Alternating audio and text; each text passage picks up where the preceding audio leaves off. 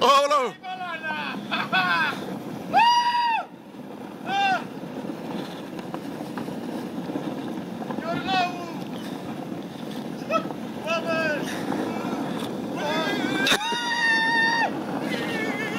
Băi, ești prost, mi-e frică!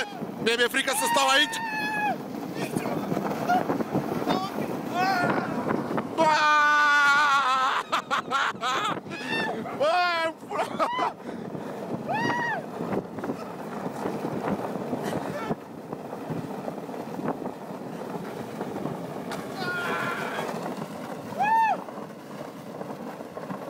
Acum țineți-vă bine! Aoleu!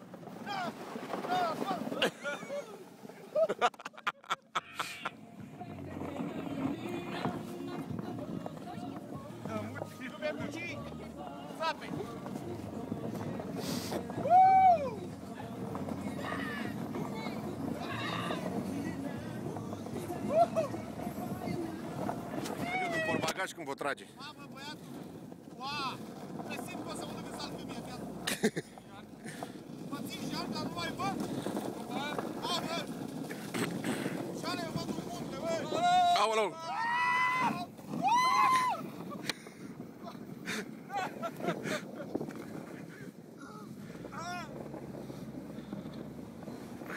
Mergi?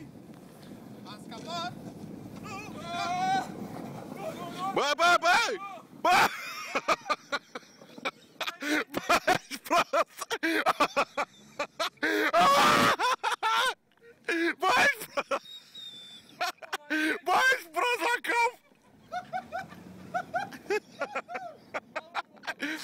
Deci... Bă, ești prost! Bă, ești prost la cap, cum a sărit ăsta? Adu sârmă. Ia că de grasul sârmă. Așa, bă. Și facem coteală. Da, și pe urmă noi și între ele aici. Da, mă, sus. Sus să iau ei în brațe. Să fie de casă. Hai cum să usca cu gata. Nu, uite, una și aici. Una aici. Păi nu, că țipă țiganul, dar oricum este toată lumea. Prima tură încetă, Adrian. Merge! Dă-i de încercare, pa! Gata, stai!